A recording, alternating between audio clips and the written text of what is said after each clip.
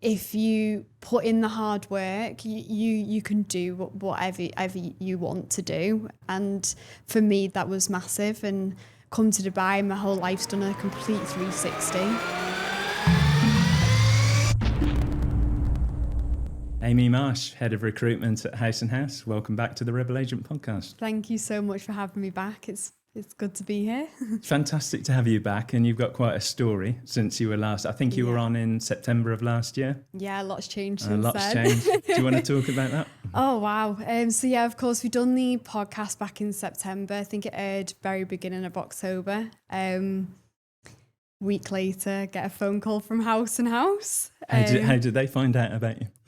So they watched the podcast. Oh, so yeah, Charlie Bannon. I kind of knew that, but yeah. Yeah, Charlie Bannon watched the podcast and wanted to have a chat with me. So thanks to you. I'm where I am delighted. Now. It's probably the biggest win of this podcast so far. Yeah, no, definitely. So yeah, I wasn't planning on moving. I think obviously at the end of our last conversation, you asked me, would you go to a bigger company? And I was like, no. And it wasn't in my plan. But I think when you get a call from House, it's a no-brainer. Very reputable, good company in the market. They're doing amazing things, and I thought, yeah, that's exactly what I want to be a part of. So yeah, I had a chat with Charlie, had a chat with James, Claire, the operations director, and yeah. So yeah, James and Charlie are two of the managing directors, aren't they? Yeah. And then Claire in operations. Yeah. And that all went well, presumably, and they offered you a position. Yeah, offered me to come over as the new head of recruitment at House. Congratulations on that, because that's a big role. Massive role. I mean, you were head of recruitment at Living Ascot. Yeah. But let's be honest, House is a bigger role, isn't it? It's a bigger position. Yeah, on a much larger scale. And I think for me, no matter what I've done in my career, it's always about being able to level up and make that move in terms of growth, development, me personally and professionally. And House I knew could give me that platform to be able to learn, grow and develop. So yeah, for me, it was like it was a no-brainer, and it was probably the best career move I've made in my life. Well, absolutely. And this will last for years and years, won't it? Yeah. Because as House grows, and it's grown tremendously over the last few years, you can grow with it. Yeah, for sure. And I think a lot of people that are at House, they've been there for years and years. Which is testament to the way they've operated. 100%. So for me, going into House, I knew that that's me now. Like, this is at my peak of my career, and now I can only just build from that. So yeah, it was the best move that I've made for sure. Fantastic. And you're still in your 20s, aren't you? Well, not just about. I've still got a few months now before I go into my 30s, but yeah. It's so well, I love good. Success stories, and you're obviously that, but also House is. So let's get into that a bit. Yeah. I know culture's a big thing at House, and I've had plenty of guests on from the company. Do you want to talk? Can you talk about that a little bit? Yeah, of course. I think for me going into House, it really opened my eyes to how they operate, the culture of the business, and the culture of the business always goes from the top down through to the agents. The top guys lead by example. Yeah, 100%. And James, Charlie, Luke, Simon, they've created that culture years and years ago. And for a company to grow so big but keep that culture, it's extremely impressive of what they've done.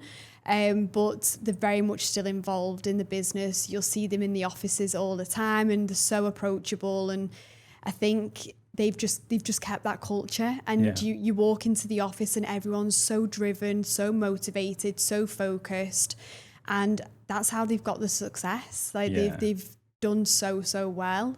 I've heard other guests from House talk about what is it, at work you go to work to work, it's something one like of our that. values. Yeah. Can you talk about any of the other values? Obviously you've touched on one or two there, but is there anything else? Yeah, so like being positive and proactive, we listen and learn, we obsess over our customers.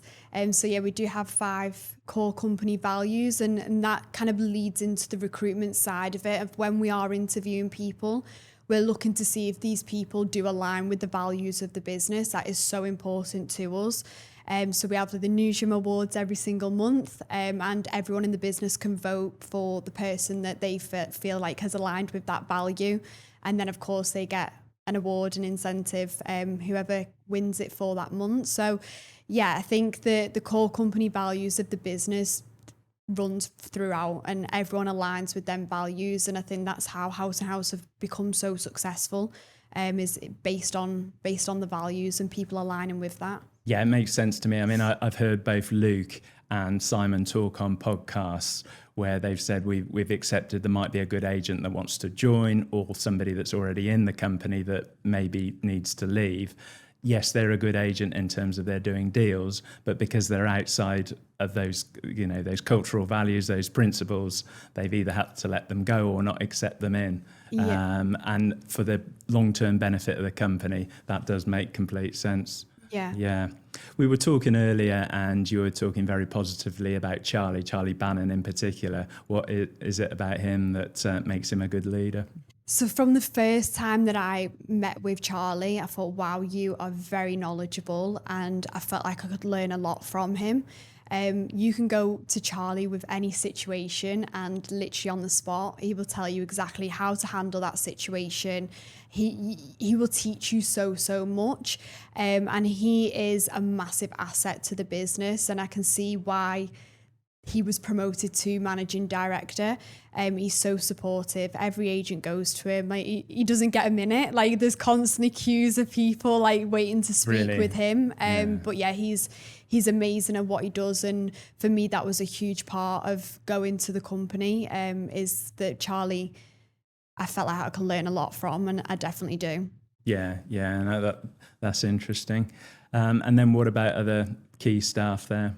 I mean, everyone's amazing. Like I've never walked into a company and everyone's been like so friendly, so supportive, and all the directors are amazing. Obviously a lot of them have been with the company for 8, 9, 10 years.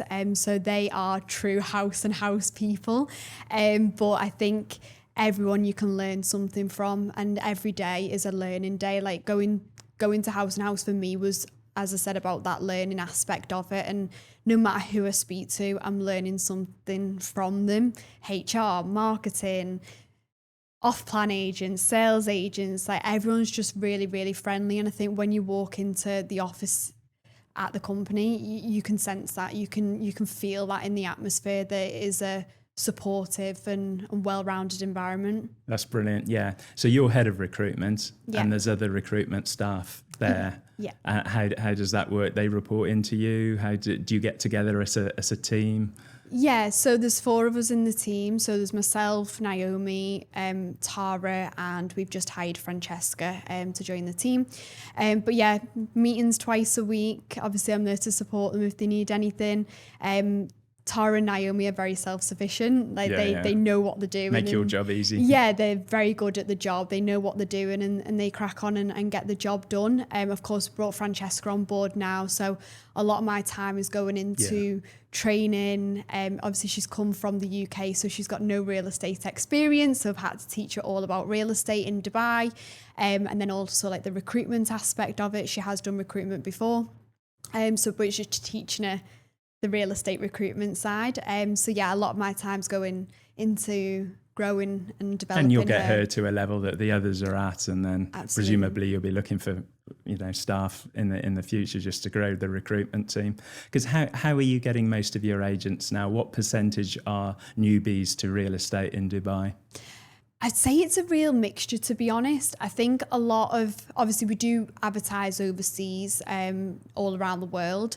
We do get a lot of people in Dubai that want to come to House & House.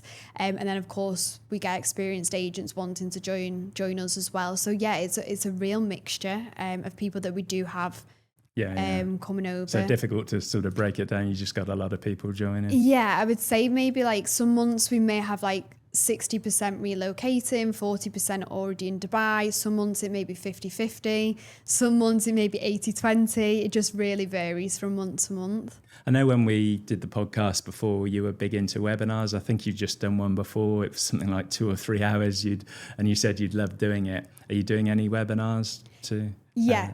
So we've got a webinar planned for the end of UK summer. Right. So yeah. So obviously targeting UK staff. Yeah. So it'll be towards like Q3, and we're putting together a webinar to obviously do to generate more leads and of course get people relocating to Dubai and coming to us as a company. And what about roadshows? Would you ever go back to the UK and do a roadshow? I know some of the agencies do that here. Yeah, I mean, I did that in my previous company, but I feel like for House and House, our webinars work very, very well. So we don't kind of maybe see a reason to actually go back to the UK at this time, but never say never. It might be something that we do in the future. But a lot of people love our webinars and they join them and we get a lot of business from it. Yeah, well, we've gone more and more digital, more and more online, haven't we? So if you're getting it through that, then that works. And the other thing, like I think you touched on it then, people are coming to you anyway, aren't they? Yeah. How do you sift through all the applications you're getting? Oh, wow. It's a lot. It's a lot. Some days we can have hundreds of CVs, especially like after a weekend, you come in on a Monday morning, the applications have really, really built up. We can put a job ad out and we've got hundreds of applications to go through. And we do go through every single application. Are you using tech at all to sort of cipher through it? Yeah, so of course we do use LinkedIn and you kind of break it down. Yeah, but I mean, like if you've got loads of applications, are you running it through, I hate to use the word AI because it's everywhere, isn't it? But like a tech-based solution, or from what you're saying there, you're actually reading each one? Yeah, not right now. We don't use obviously any AI to go through applications, but it could be something that we do introduce in the future. Yeah. Obviously to save a little bit of time, but I think for us, you can't always read people's experience from a CV.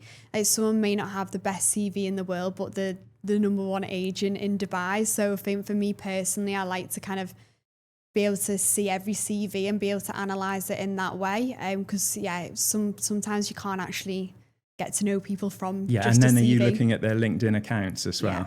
See what posts they put out, how active they are, what evidence there is that they're good in sales or rentals or whatever. Yeah, of course. I think no matter who comes into real estate, you're always taking a chance on people. Yeah. You've got to take a chance, something, because you don't take any chance, you won't take anyone on. Yeah, exactly. So even the best salespeople in the world have come into real estate and they haven't technically succeeded.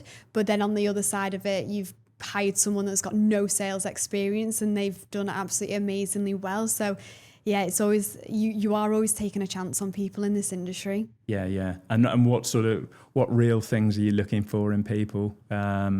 Presumably they've got to be motivated, and you can always train them, can't you? Yeah, of course. Like we have an amazing training department, and we run masterclasses every 2 weeks. There's always that additional learning. Of course, we have exclusivity with Josh Phegan, who's the number one real estate trainer. So he'll only cover you in Dubai? He will only cover us in the UAE. Oh, wow. So, yeah. So that's really, really good for us as a business. Because he's probably the number one recognised in the world, isn't it? Well, outside of the US anyway. Yeah, he's amazing. As a trainer. Does a lot in the UK and obviously Australia. He's Australian. Yeah. So he come in a couple of weeks ago and he done training sessions with like every department. He'd done a training session with recruitment, holiday homes, property management, sales, off plan. So he was back to back for 3 days. I bet he was absolutely knackered by the end of it. But yeah, I think for us as a company, that is a real key selling point, is that there's so much additional learning, so much growth, development. Simon Baker obviously done a masterclass a couple of months ago. So even the owners of the business are still doing masterclasses. Is that an off plan or? Yeah, but anyone can go to these masterclasses. Right. Within the company. Yeah, of course. Yeah, within the company. But yeah, we're very big on like the training, learning, the development side of it. So it's always continued. We've covered quite a bit about House and House there. Let's discuss your role. And why are you so popular within the market? Everybody speaks highly of you, Aimee. What is it about you? It's nice that you actually think that. But I think for For me, obviously, I've been recruiting in the market for a number of years now, and I've recruited hundreds of people. You've got the experience. Yeah, and I think your name kind of gets about a little bit. But for me, it's about building them relationships with people and being relatable, building that trust. And a lot of people do feel like they can come to me because it's more like I'm like a friend to them more than anything. So you are very approachable. Oh, thanks. But yeah, I think I've built up a lot of that with everyone that I've hired, and it's all about that candidate journey. I am so big on candidate journey and supporting people. And I mean, Tara, our recruiter, she was out on the weekend and she bumped into two girls and she got chatting to them and they were like, "Oh, you work with Aimee, like Aimee hired us." So I think because I've recruited so many people now, like your name does get about in the industry. But I think for me, it's about having that trust, building that relationship. And have people followed you to House and House from other companies? Because you've been at Datcher, you've been at Betterhomes, Living Ascot. Yeah, I mean, I've had a couple of people come over. Yeah.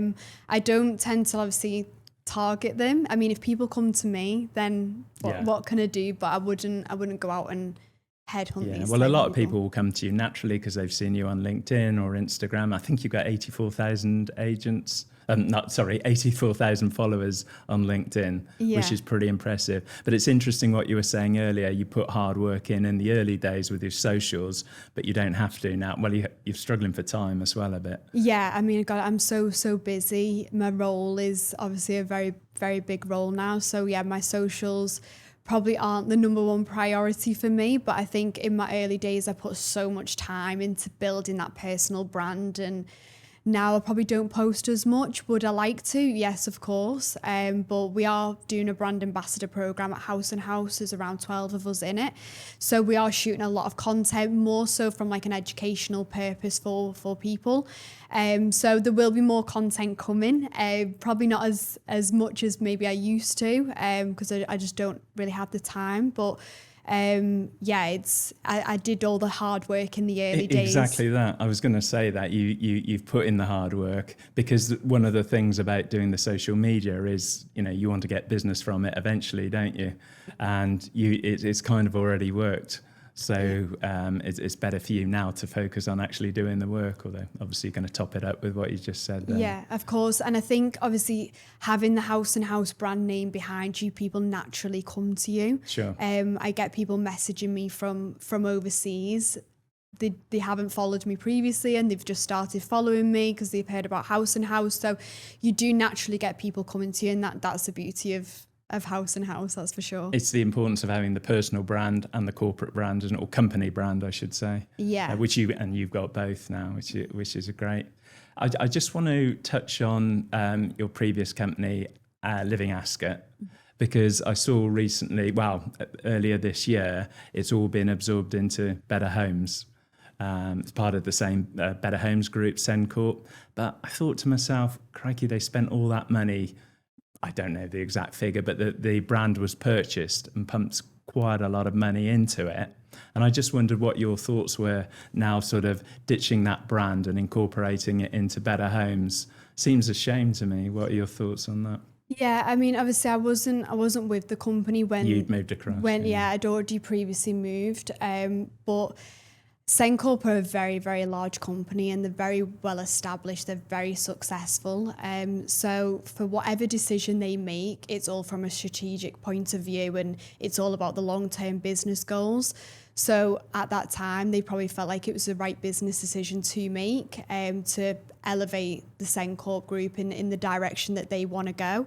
Of course, I had a lot of friends that live in Ascot, and I think it was quite a shock to a lot of people. Yeah. But I think a lot of them are very happy at Betterhomes. They've settled in pretty well, and they're enjoying having the Betterhomes brand name behind them, because obviously it was a lot bigger compared to Living Ascot. It's a better known brand. Yeah, it's a strong brand name in the market. So for everyone involved, I think it was definitely the best decision. But I know from a Sencorp point of view, whatever decision they make is based on the long-term business goals. So yeah. And I think you mentioned earlier that you got the economies of scale, the fact that it is expensive to advertise on Property Finder, Bayut, the property portals, and costs will have been reduced by incorporating the one into the other. Yeah, I think obviously 5-6 years ago, it probably wasn't as expensive as it was now to run a real estate company. But when you kind of look at the market and how competitive it is and how many real estate companies there are, prices are shooting up left, right and centre for office spaces, for Property Finder, Bayut. Like it's probably very difficult to actually run a successful company in this market because it is so competitive and prices are high. So yeah, I think from a business perspective, it was the right move. Fair enough, yeah. I mean, you talk about high prices, things are going up. What are your thoughts on the market? Wow.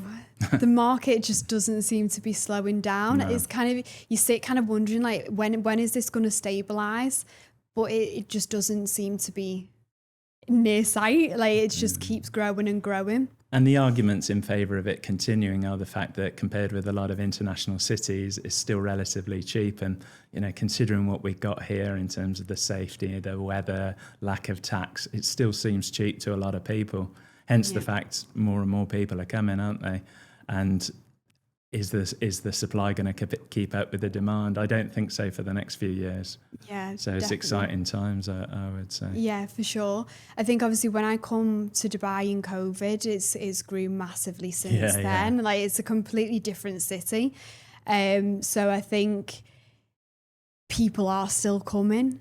Like a lot of people did relocate in COVID, but I didn't kind of expect it to keep going. People still moving. I think I read somewhere like the most millionaires from the UK have now left and they've come to Dubai, and it's number one on their list, isn't it? And Dubai's and that's done just that. The UK. There's all these other countries. Yeah, Dubai's done that, and they're attracting more and more people here, like you said, because of the safety, the tax-free side of it, the environment of the lifestyle. Like there's so job much. Opportunities. Yeah, there's huge. so much. I think the job opportunity in Dubai is obviously a hell of a lot better than the UK right now.